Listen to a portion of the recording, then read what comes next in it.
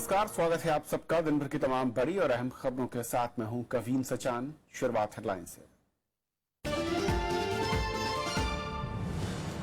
शशिकला ने किया तमिलनाडु में सरकार बनाने का दावा पेश। राज्यपाल से की मुलाकात। मुख्यमंत्री पनीर सेल्वम ने भी किया बहुमत का दावा।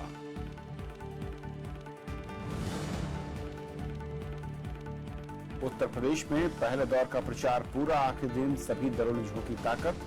शनिवार को 73 सीटों पर मतदान।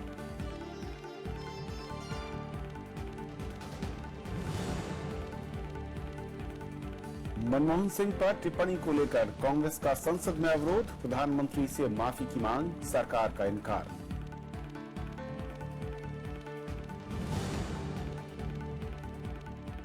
खाद्य सुरक्षा कानून के नियमों में बदलाव। आधार कार्ड पर ही मिलेगा सस्ता अनाज। 30 जून तक का वक्त।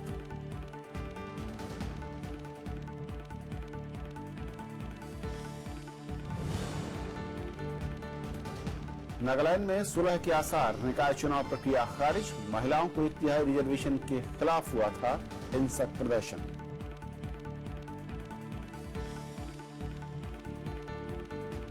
और आइए देखते हैं पहली खबर।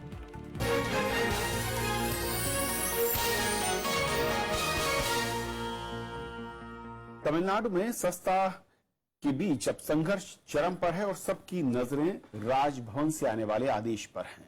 राज्यपाल सी विद्यासागर राव 3 दिन के बाद आज चेन्नई पहुंचे। तो इसके तुरंत बाद मुख्यमंत्री ओ पनीर सेल्वम ने 15 मिनट तक उनसे मुलाकात की। राज्यपाल से मुलाकात के बाद मुख्यमंत्री ने कहा कि जल्द ही लोगों को अच्छी खबर सुनने को मिलेगी। लेकिन ठीक इसके बाद शशिकला नटराजन भी राज्यपाल से मिली। शशिकला ने राज्यपाल के सामने सरकार बनाने का दावा पेश किया है। उन्होंने राज्यपाल को विधायकों के समर्थकों की चिट्ठी भी सौंपी।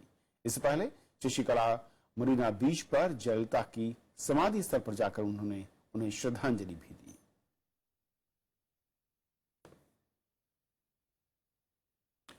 लेकिन इन मुलाकातों से पहले तमिलनाडु में दिन भर राजनीतिक गहमागहमी तेज रही। देखते हैं पूरा घटनाक्रम। अन्नाद्रमुक में जयललिता की विरासत पर वर्चस्व की लड़ाई में नया मोड़ आ गया है। पार्टी के अध्यक्ष मंडल के अध्यक्ष ई मधुसूदनन गुरुवार को मुख्यमंत्री ओ पनीर सेल्वम के गुट में शामिल हो गए। पार्टी की आम परिषद की बैठक बुलाने का अधिकार मधुसूदनन को ही है। मधुसूदनन ने इसे पार्टी बचाने की कोशिश बताया।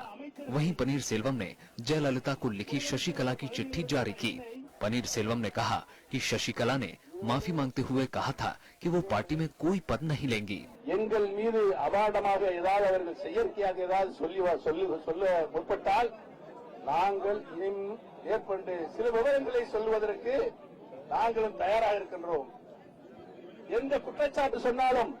मद्रास हाईकोर्ट ने विधायकों से जुड़ी बंदी प्रत्यक्षीकरण याचिका पर तुरंत सुनवाई से इनकार कर दिया। याचिका में विधायकों को बंदी बनाने का आरोप लगाया गया था। सरकार ने हाईकोर्ट में कहा कि सभी विधायक एमएलए हॉस्टल में हैं और आने जाने के लिए आजाद हैं। बुधवार को एआईडीएम के विधायक दल की बैठक के बाद शशिकला गुट के विधायकों को अज्ञात स्थान पर ले जाया गया था। शशिकला समर्थक नेता पनीर सेल्वम को अवसरवादी बता रहे हैं। One of the techniques which is being given today is that make these, paid calls which are happening today to every MLA. Yes. They're all attending to their calls. They're responding to the, mails. I think there's no captivity. This captivity theory is completely not right. DMK ने दोहराया है कि अन्नाद्रमुक की आंतरिक कलह से party का कोई लेना देना नहीं है। Our working president has made it very clear that we will support the government only on issues. And we do not want to get involved into their party politics. Tamil Nadu के डीजीपी और मुख्य सचिव ने गुरुवार को पनीर सेल्वम से मुलाकात की। बीजेपी और कांग्रेस ने राज्य में राजनीतिक अनिश्चितता को तुरंत खत्म करने की मांग की है। Things have come to this stage which are very unfortunate. Within 2 months, again and again changing the leadership and all these things which could have been avoided. We want things to be resolved soon. जिस भी व्यक्ति को MLAs का समर्थन प्राप्त है उसको governor को इनवाइट करना जरूरी है। ये संविधान की मर्यादा है। पूर्व राज्यपाल और पूर्व कानून मंत्री हंसराज भारद्वाज ने कहा कि राज्यपाल को तुरंत संवैधानिक जरूरत पूरी करनी चाहिए। जो गवर्नर को लिखित रूप में एडीएमके पार्टी दे दे, उसको मान के और मुख्यमंत्री की ओथ करा दें और उनको कहो कि आप 7 दिन में यू फेस द फ्लोर। संसद में भी गुरुवार को तमिलनाडु के राजनीतिक संकट की गूंज सुनाई दी। राज्यसभा में अन्ना द्रमुक सांसदों ने वी.के. शशिकला को तुरंत शपथ दिलाने की मांग की। लोकसभा में भी ये मुद्दा उठाने की कोशिश की गई, लेकिन स्पीकर ने इसकी अनुमति नहीं दी। Bureau report, Rajya Sabha TV. और तमिलनाडु में जो घटनाक्रम चल रहा है, इसकी तमाम अपडेट्स क्या हैं और किस तरीके से घटनाक्रम आगे रूप ले सकता है, इस पर बातचीत करेंगे। हमारे साथ गणपति सुब्रमण्यम है, ब्यूरो चीफ हैं पोथिया तमिलनाडु के। स्वागत है आपका मैम। सबसे पहले तो जिस तरीके से ये पिछले 3 घंटे जिस तरीके से रहे हैं, दिन में बहुत अहम मुलाकात, उसके बाद फिर बाहर बयान और वहां पर जाकर एक तरीके से ये कहना कि सत्य की जीत होगी और कोई कह रहा है कि नहीं बहुमत हमारे साथ है। सवाल लेकिन उठता है कि जो तमाम विधायक हैं, असल में क्या वाकई शशिकला का कंट्रोल उनके ऊपर है या फिर उन्हें एक जो आरोप लग रहा है कि जबरन बंधक बनाकर रखा गया है, उस तरह की खबरें हैं? जैसे अभी थोड़ी देर पहले जो आया खबर है कि 130 एमएलए का लिस्ट शशिकला ने गवर्नर को दिया है। अगर ये सारे जो है अपना सपोर्ट पूरा शशिकला को दिया है या मजबूरी से दिया है, कैसे दिया है, क्या है, वो तो अभी पता नहीं है। अभी गवर्नर इसको एग्जामिन करेंगे। दूसरी तरफ जो है अभी जो मुख्यमंत्री है तो ओपीएस, वो जाके गवर्नर को ये शिकायत की है कि जैसे मेरे को मजबूर करके मेरे को रेजिग्नेशन करवाया, वैसे ही जो है इन लोगों को भी मजबूर करके इनको सब चिट्ठी में साइन करवाया है और इन लोगों को बंदी बना के रखा है। तो इनमें से एक का क्लेम ऐसा है, दूसरा का क्लेम ऐसा। अब इसमें से कौन सा सच है, क्या है, ये तो गवर्नर को तय करना पड़ेगा। लेकिन वहां पर असल में क्योंकि कई मैं देख रहा हूँ कुछ सांसद पनीरसेल्वम के साथ भी खड़े नजर आ रहे हैं, कुछ सांसद जो है वो शशिकला के साथ हैं। क्या ऐसा लगता है कि विधायक भले ही शशिकला के पास, उनकी जो पार्टी का एक आम कार्यकर्ता है या जो संगठन के लोग हैं, वो क्या पनीरसेल्वम के साथ खड़े हैं? बिल्कुल। क्या है कि जो पार्टी के वर्कर्स है उनके मन में ये था कि शशिकला जी अब पार्टी का नेता बन गई, पहले अब चीफ मिनिस्टर भी बन रही है और पूरा जयललिता का कोठी भी वो संभाल रही है। तो जयललिता ने तो ये नहीं बोला है, तो ये सब किसकी कहने पे हो रहा है, क्यों हो रहा है? तो ये इनके मन में एक ऐसा डाउट हो रहा है कि भाई क्यों ये सब इतना जल्दी जल्दी में हो रहा है। पनीरसेल्वम को चीफ मिनिस्टर बनाया, अब उसको क्यों हटा दिया? क्योंकि जयललिता भी जब भी जरूरत पड़ी तो पनीरसेल्वम को ही सीएम बनाया था। अब इसलिए कि 2 बार ऐसा हुआ तो उस पर थोड़ा सा ट्रस्ट हो गया पार्टी वर्कर्स का।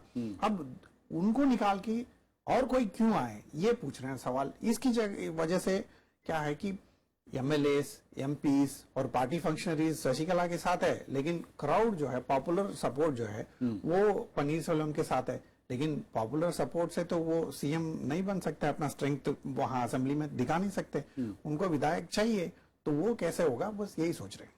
लेकिन जो संवैधानिक तमाम विशेषज्ञों की राय जो आ रही थी कि मुख्यमंत्री पनीरसेल्वम क्योंकि हैं तो एक मौका उनको मिल सकता है, लेकिन सवाल यह है कि क्या उनके पास वो बहुमत का आंकड़ा होगा या फिर जो विधायक फिलहाल जो शशिकला के समर्थक बताए जाते हैं, ये नहीं बताया जा रहा कि गुप्त स्थान पर रखा गया है, अगर वो विधानसभा में आते हैं तो उसके बाद वो पाला भी बदल सकते हैं, यानी कि वो अपनी लाइन बदल सकते हैं। अगर नंबर गेम को देखें तो अभी पनीरसेल्वम के साथ खुले में जो खड़े होने वाला एमएलए 10 भी नहीं है, लेकिन दूसरी तरफ वो कह रहे हैं कि हमारा 130 का सपोर्ट है।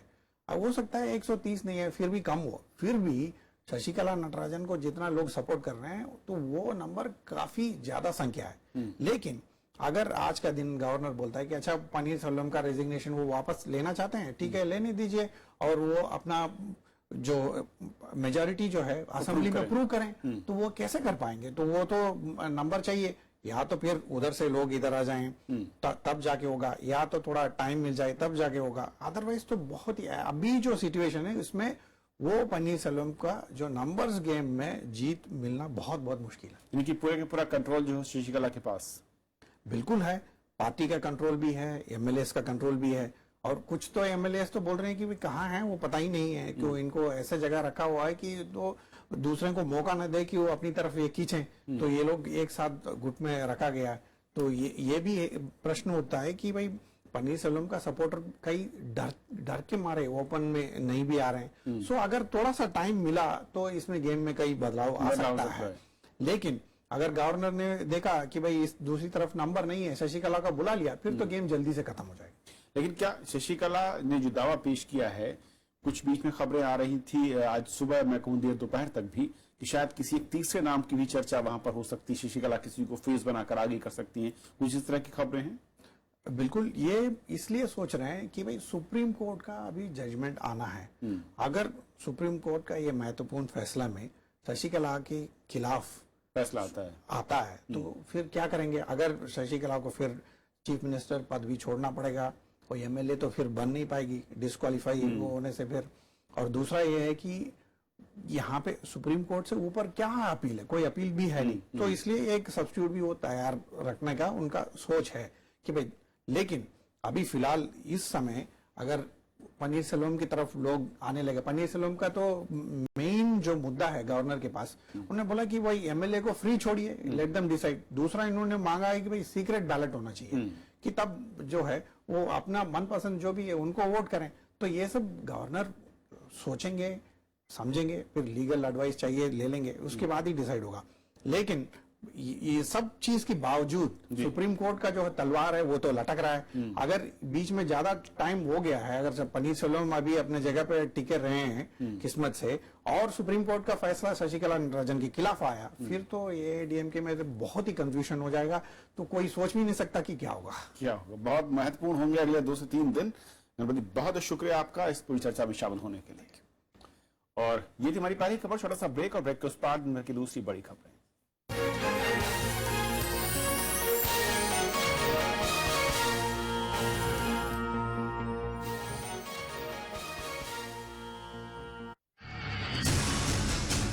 चुनावी रैलियों का दौर, नेताओं के वादों का शोर, ताज नगरी आगरा में क्या है जमीनी हकीकत, बताएंगे हम देश देशांतर सिर्फ ताज नगरी आगरा।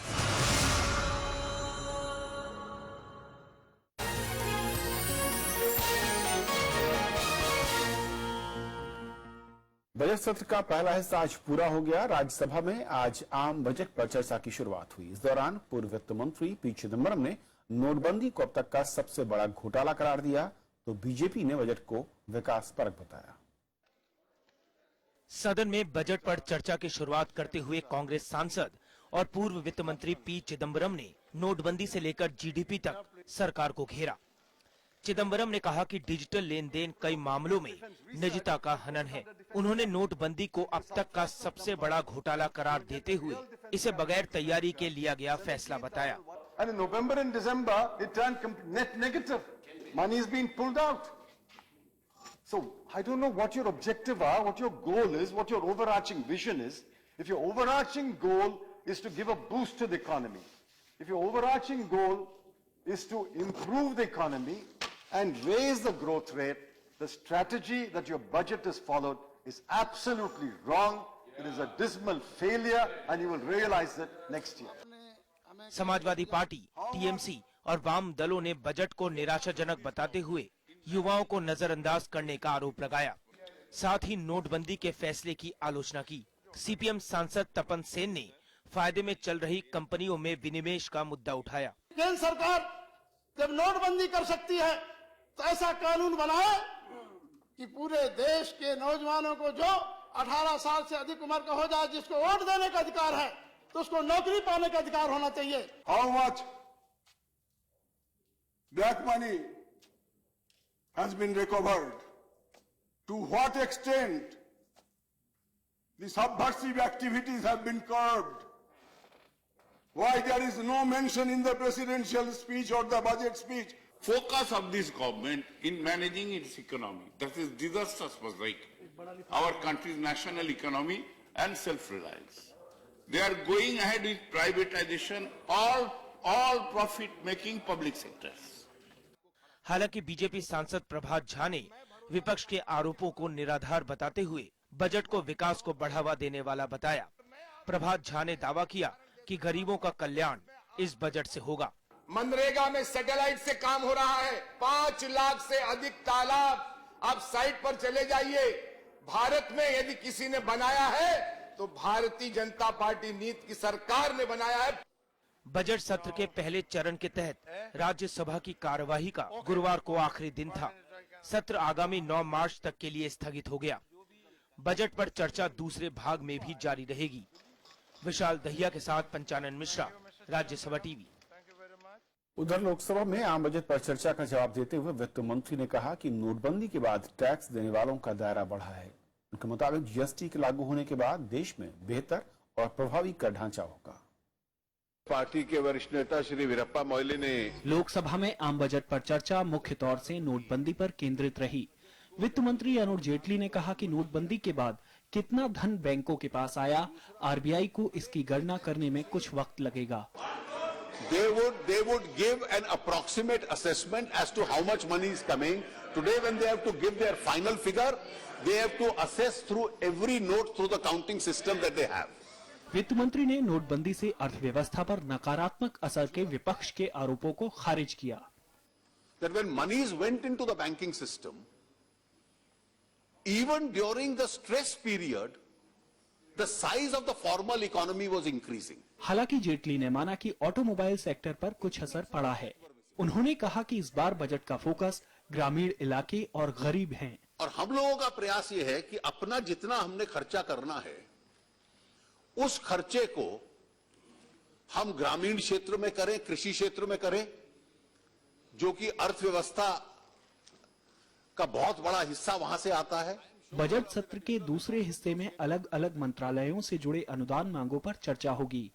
बजट सत्र का दूसरा हिस्सा 9 मार्च से शुरू होगा। श्याम सुंदर, राज्यसभा टीवी। संसद में आज प्रधानमंत्री नरेंद्र मोदी के रेनकोट वाले बयान पर अवरोध हुआ। कांग्रेस ने इस मुद्दे पर प्रधानमंत्री से माफी की मांग की और लोकसभा से वॉकआउट किया और राज्यसभा में भी इस मुद्दे पर गतिरोध हुआ तो सदन की कार्यवाही 2 बार स्थगित हुई। पूर्व प्रधानमंत्री मनमोहन सिंह के बारे में रेनकोट वाले बयान पर गुरुवार को संसद के दोनों सदनों में अवरोध हुआ। लोकसभा में कांग्रेस ने प्रधानमंत्री नरेंद्र मोदी से इस बयान के लिए माफी की मांग की। लोकसभा अध्यक्ष ने कहा कि दूसरे सदन की बात यहां नहीं उठाई जा सकती है। हमारे प्रधानमंत्री जी भूतपूर्व प्रधानमंत्री के ऊपर नहीं, वो जो उन्होंने कमेंट किया है, कमेंट किया है, ये पार्लियामेंट्री डेमोक्रेसी में राज्यसभा की ठीक नहीं है। और एक प्राइम मिनिस्टर ऐसी भाषाएं यूज करते हैं दूसरों।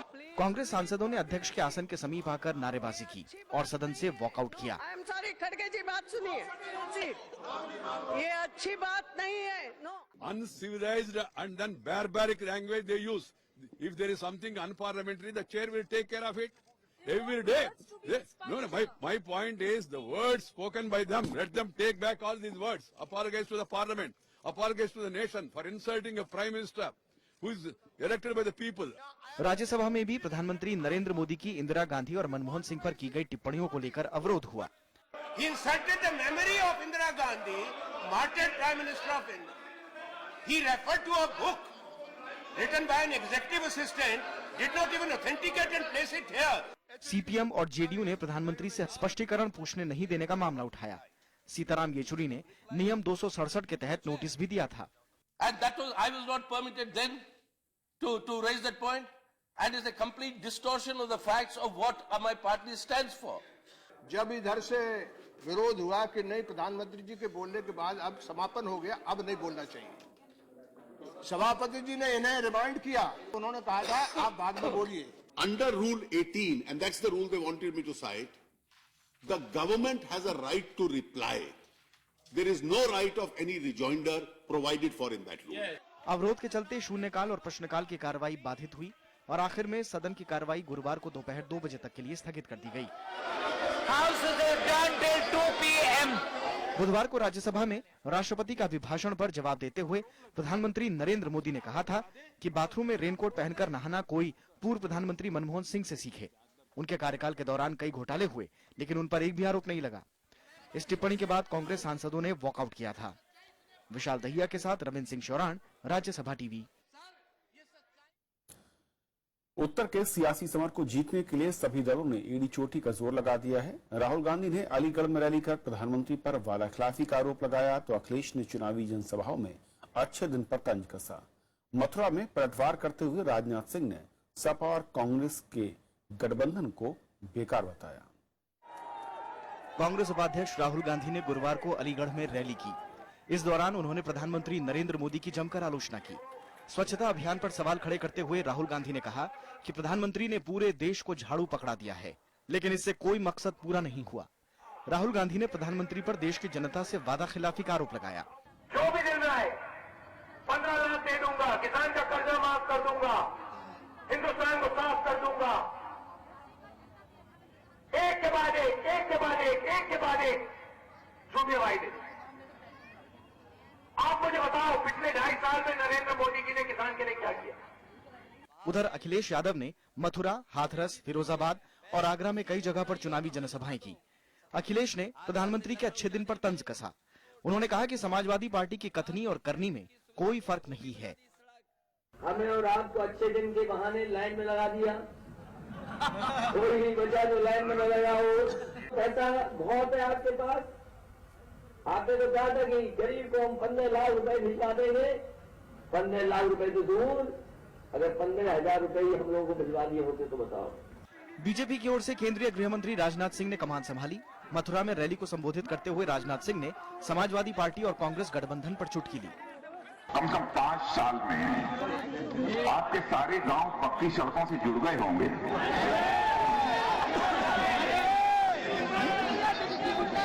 पानी ठीक तरीके से सबको मिल रहा होगा। उत्तर प्रदेश में गुरुवार को पहले दौर के मतदान के लिए चुनाव प्रचार थम गया।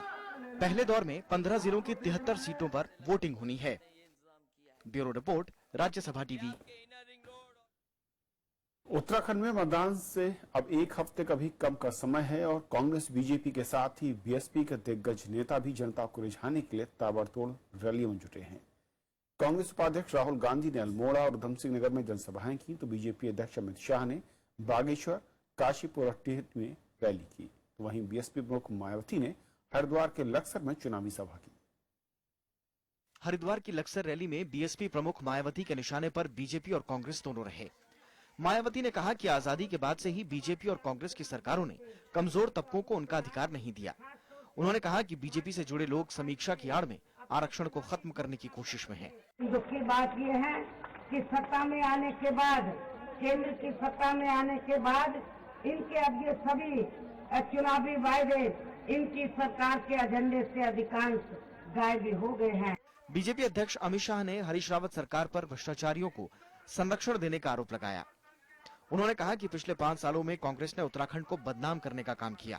उखाड़ कर फेंक दीजिए इस हरीश रावत सरकार को। ये हरीश रावत सरकार उत्तराखंड का विकास नहीं कर सकती है। नरेंद्र मोदी जी उत्तराखंड को बढ़ाना चाहते हैं। मित्रों, एक ऐसी सरकार दे दीजिए जो उनके साथ कंधे से कंधा मिलाकर इस देवभूमि को एक मॉडल स्टेट बनाए। Model state. कांग्रेस उपाध्यक्ष राहुल गांधी ने अल्मोड़ा के सोमेश्वर में रैली की और बीजेपी पर निशाना साधा। केंद्र सरकार के रवैये की आलोचना करते हुए उन्होंने कहा कि जिन लोगों ने उत्तराखंड में चुनी हुई सरकार गिराने की कोशिश की थी, जनता उन्हें जवाब देगी। बैंक के सामने जो लाइन लगी थी उसमें आपने एक उद्योगपति को खड़ा हुआ देखा?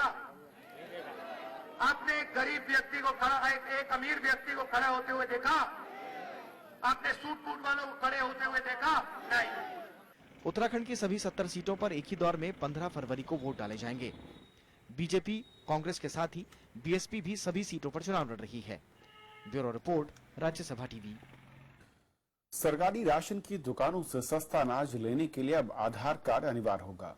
जिन लोगों के पास अभी आधार कार्ड नहीं है उन्हें 30 जून तक का वक्त दिया गया है।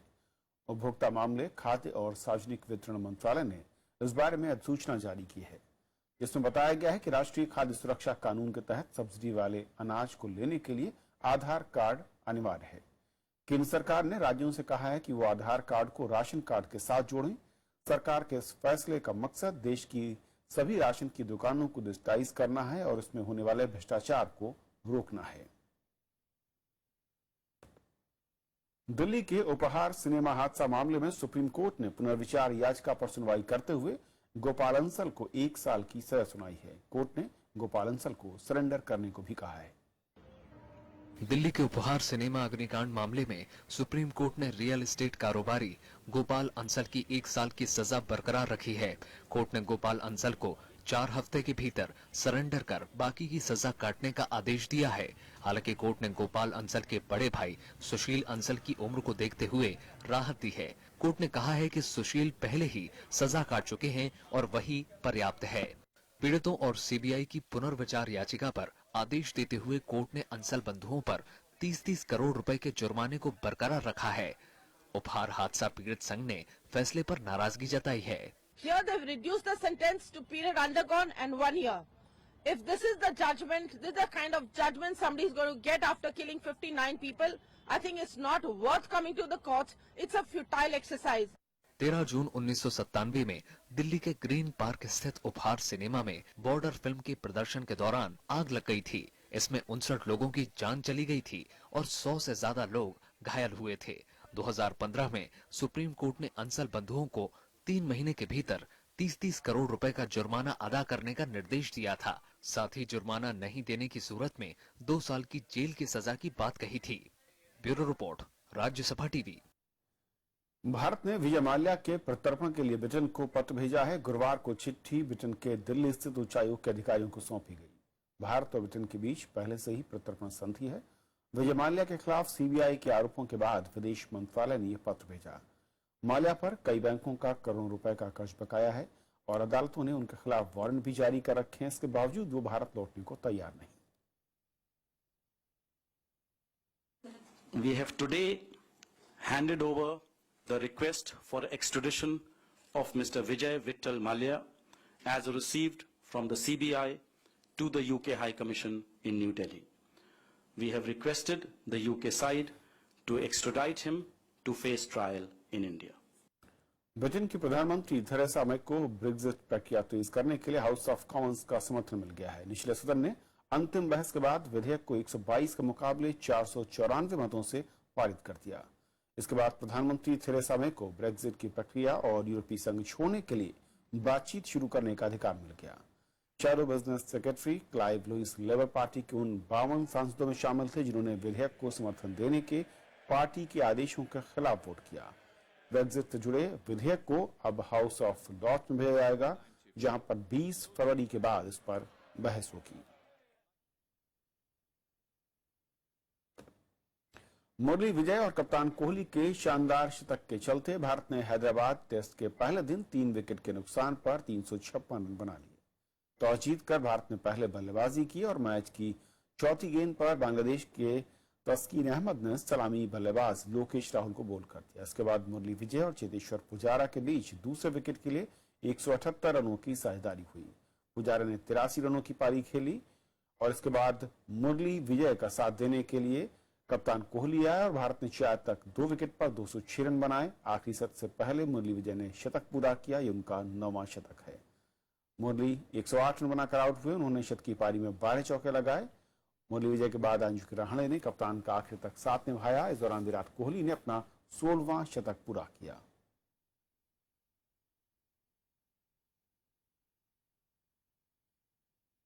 तो खबरों के आज के सफर में इतना ही। नमस्कार।